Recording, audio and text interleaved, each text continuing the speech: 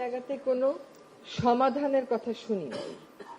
একেবারে শুরু থেকে শেষ পর্যন্ত যে কথা, একেবারে গ্রাসরুট লেভেল থেকে ন্যাশনাল লেভেল পর্যন্ত সব জায়গাতেই সমস্যার কথাই শুনলাম।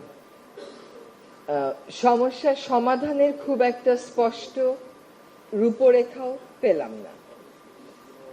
তো আমার একদম বাজেট থেকে নিয়ে শুরু করে transition plan, finance, role of private sector, involvement of community, মোটামুটি সবই শোনা হলো, ভগ্নাংশে হলেও শোনা হলো।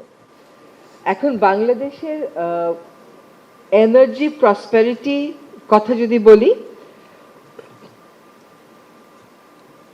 এত সমস্যার মধ্য থেকে প্রসপারাস করা একটা সেক্টরকে খুব বড় চ্যালেঞ্জের বিষয়, কিন্তু এই চ্যালেঞ্জটা কাউকে না কাউকে নিতে হবে এবং আমার ধারণা যে অন্তর্বর্তীকালীন সরকার এই চ্যালেঞ্জটা নিয়েছে।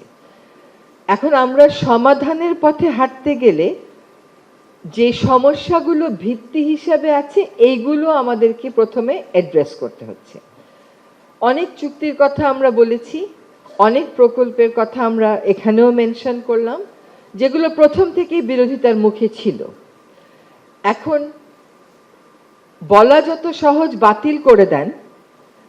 শুধু একটা উদাহরণ দেই, আমরা নাইকো চুক্তির দিকে তাকাই। সেই নাইকো চুক্তির থেকে বের হয়ে আসতে এই দেশকে একদম আন্তর্জাতিক প্ল্যাটফর্ম পর্যন্ত যেতে হয়েছে এবং এগুলো বের হয়ে আসার প্রক্রিয়াও কিন্তু অনেক বেশি ব্যয়বহুল। এবং যে চুক্তিগুলো হয়েছে সেই চুক্তিগুলো আপনারা জানেন যে এগুলো একটা রিভিউ প্রসেসের ভিতর দিয়ে যাচ্ছে এবং চুক্তিগুলো আসলে বেশ অসম চুক্তি। বাংলাদেশের জন্য এগুলোর সেফগার্ড আমরা তেমন রাখিনি। আর প্রকল্পগুলো যেহেতু বাস্তবায়িত হয়ে গেছে, এখন ওই প্রকল্পগুলোর ঋণের বোঝাও আমাদেরকে টানতে হচ্ছে, ওই প্রকল্পগুলোকে বসিয়ে বসিয়ে টাকা দিতে হচ্ছে, একই সাথে আবার আমাদের উপর একটা চাপ আছে ট্রানজিশনের দিকে যাওয়ার।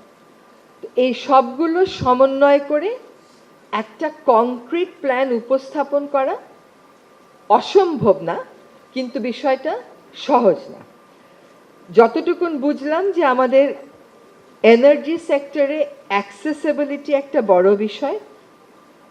এনার্জি অ্যাক্সেসেবল করার জন্য কতগুলো পপুলার মুভ নেওয়া হয়েছিল থ্রু রিনিউয়েবল, কিন্তু সেগুলো নানান কারণে, পলিসির কারণে বলেন, লো কোয়ালিটির কারণে বলেন, কমিউনিটি ট্রু ইনভলভমেন্ট না থাকার কারণে বলেন, সেগুলো মুখ থুবড়ে পড়েছে।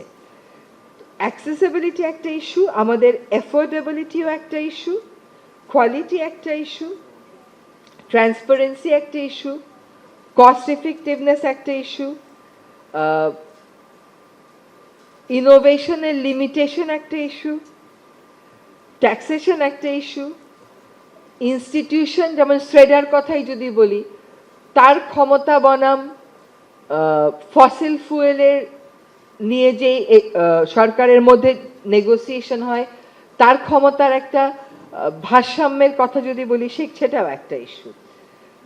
আমরা যখন টেবিলের ওই পারে ছিলাম তখন বিভিন্ন পাওয়ার প্ল্যান্ট নিয়ে, বিভিন্ন প্রজেক্ট নিয়ে যে চুক্তিগুলো হয় সেগুলোর কপি চাইতাম, যে ইআইএ গুলো হয় সেগুলোর কপি চাইতাম এবং আমাদেরকে এই মন্ত্রণালয় বলতো ওই মন্ত্রণালয়ে যান, ওই মন্ত্রণালয় বলতো ওই মন্ত্রণালয়ে যান।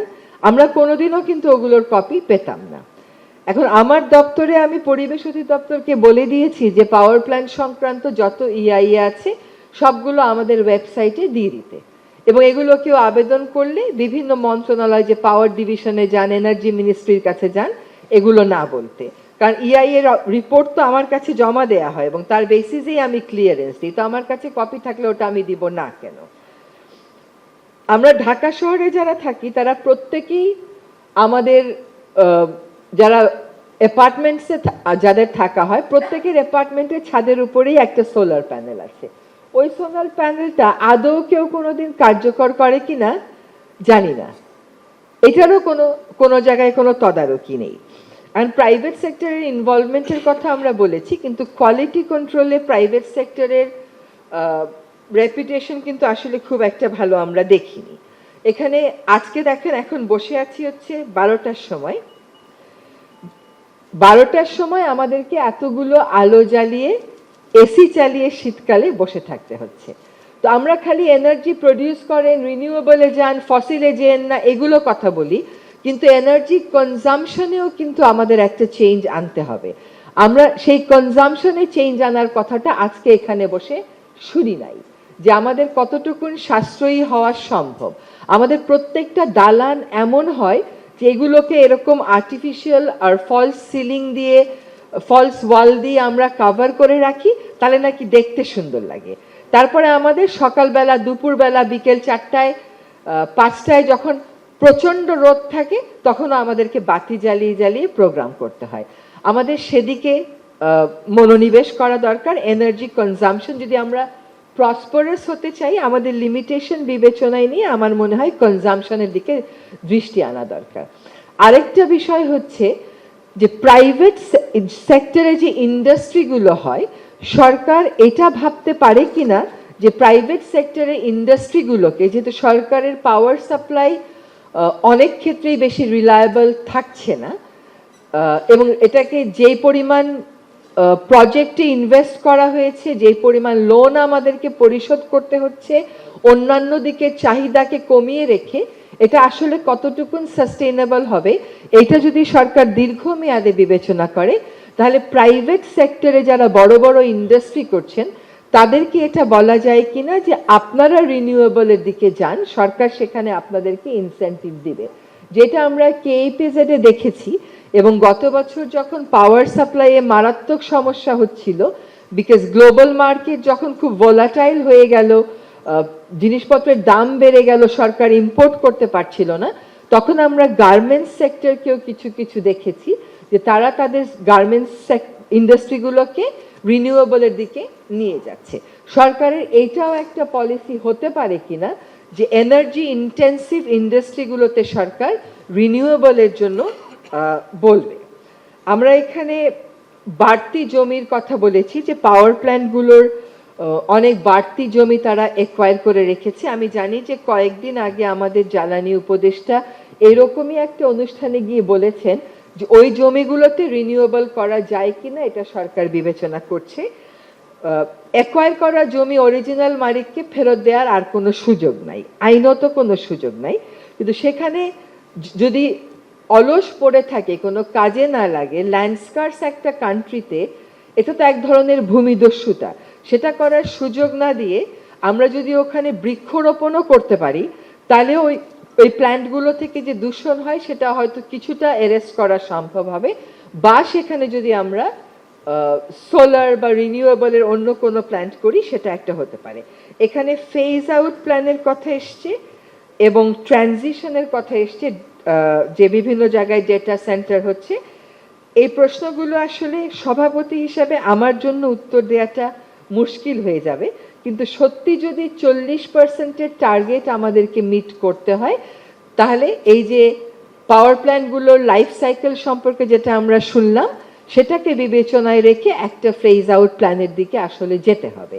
এবং এনার্জি সেক্টরের এগ্রিমেন্টগুলো রিভিউ করার আমার মনে হয় যে একটা বড় কারণও হচ্ছে যে আমরা কোন দিকে ভুলগুলো করেছিলাম এবং কোন রাস্তায় গেলে আমাদেরকে সঠিক পথে আমরা যেতে পারবো। যেহেতু 40%-এর টার্গেটকে এই সরকার এখনো ধারণ করছে, যদি 40%ও আমাদের মিট করতে হয়, তাহলেও আমাদেরকে আসলে একটা ট্রানজিশন প্ল্যান হাতে রাখতে হবে। সেটার ইকোনমিক ফিজিবিলিটি নিশ্চয়ই সংশ্লিষ্ট মন্ত্রণালয় ভেবে দেখবেন।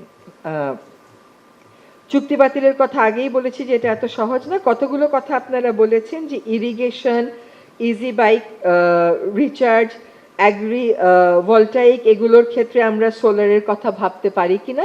আমার ধারণা সরকার এগুলো ভাবছে, কিন্তু কংক্রিট অ্যাকশন প্ল্যানটা হয়তো এখনো হাতে আসেনি। কোহেলিয়া নদী নিয়ে কথা বলেছেন। কোহেলিয়া নদী আপনাদের সাথে মিলে একসাথে আমরা একদম আদালত প্রান্ত পর্যন্ত গিয়েছিলাম। নদীটাকে তো নিষ্ঠুরভাবে ভরাট করা হয়েছে এবং দেশের আইন কানুনকে সম্পূর্ণ বৃদ্ধাঙ্গুলি দেখিয়ে শুধুমাত্র ওই প্রকল্পের কারণে নদীর বুকের উপর দিয়ে একটা রাস্তা করা হয়েছে, সেটার ব্যাপারে আবারও নতুন করে আমরা আলোচনা শুরু করতে পারি। এখানে পলিসি কনসিস্টেন্সিটা আসলে খুব দরকার। আমাদের একজন বিশেষ বক্তা বলেছেন যে ইনভেস্টমেন্ট যদি আমাদেরকে অ্যাট্রাক্ট করতে হয় তাহলে শিফটিং গোল পোস্ট দিয়ে আমাদের হবে না। সো যদি আমাদের টার্গেট 40ও হয় তাহলে এই 40টাকে কি ধরনের পলিসির বেসিসে আমরা অ্যাচিভ করতে পারবো, সেখানে আমার ট্রানজিশন প্ল্যান কি, আমার ফেজ আউট প্ল্যান কি, আমার ইনভেস্টমেন্ট প্ল্যান কি, এগুলো খুব ক্লিয়ারলি স্পেলড আউট করে না দিলে আমরা pragmatic action from the private sector আশা করতে পারি না। It remains too risky for the banks and the private sector to engage. তো আমি যেটুকুন বুঝি এনার্জি সেক্টর নিয়ে, যে ড্যামেজ কন্ট্রোল করতেই আসলে প্রচুর সময় লেগে যাচ্ছে। আমাদের বিভিন্ন ফসিল ফুয়েল রিলায়েন্ট প্রজেক্টগুলোতে যে ধরনের অসম চুক্তি হয়েছে, যে অস্বাভাবিক ব্যয় আমাদেরকে বহন করতে হচ্ছে জনগণের কাছ থেকে টাকা নিয়ে, এই ড্যামেজ কন্ট্রোল করতেই আসলে আমাদের অনেকটা সময় লেগে যাচ্ছে। তবে সাম্প্রতিক সময়ে আমরা দেখলাম যে হাইকোর্টও সরকারের পলিসি সংক্রান্ত বিষয়ে ইন্টারভিন করলো, এবং যেহেতু হাইকোর্টও ইন্টারভিন করেছে, সরকারও ইতোমধ্যে কিছু কিছু সংস্কার করে ফেলেছেন যেগুলো বহুল বিতর্কিত ছিল। যেমন ধরেন বিদ্যুতের দাম বাড়িয়ে দেওয়া, কুইক রেন্টাল, এগুলো অলরেডি বড় বড় সংস্কারের পর্যায়েই পড়ে, কারণ এত বছর কথা বলেও তো কিছু করা যায়নি। এখন যদি 2 মাসের মধ্যে এই আইনগুলো বাতিল করে যায়, আমি তো বলবো সেগুলো বড় বড় সংস্কার। তো আশা করি এই চুক্তিগুলো অ্যাসেসমেন্ট করে এনার্জি সেক্টরের একটা প্রকৃত চিত্র যখন তুলে ধরা হবে, তখন এই ধরনের সভাগুলো থেকে যেই মতামতগুলো আসবে সেগুলো সন্নিবেশ করে সরকার নিশ্চয়ই একটা কংক্রিট অ্যাকশন প্ল্যান করতে পারবে। বাকি যে প্রশ্নগুলো আপনারা আমাকে করেছেন, আমি বিদ্যুৎ মন্ত্রণালয়ের দায়িত্বে নেই বলে সেগুলোর উত্তর দিতে পারছি না, কিন্তু আমি সেগুলো লিখে নিয়েছি এবং বিদ্যুৎ উপদেষ্টাকে অবশ্যই আপনাদের বক্তব্যগুলো জানাবো। আশা করি যে আমরা সরকারকে এনার্জি সেক্টরকে সাস্টেইনেবল করতে, কস্ট ইফেক্টিভ করতে, এনার্জির অ্যাক্সেসিবিলিটি, অ্যাফোর্ডেবিলিটি এবং কোয়ালিটি তিনটা মেনটেন করার ক্ষেত্রে এই সরকার কি কি ধরনের পলিসি এবং প্রয়োজনে আইনি কাঠামো নিতে পারে এবং প্রাতিষ্ঠানিক শক্তিশালীকরণ করতে পারে, সেগুলোর ব্যাপারে আপনারা সুনির্দিষ্ট মতামত আমাদেরকে জানাবেন।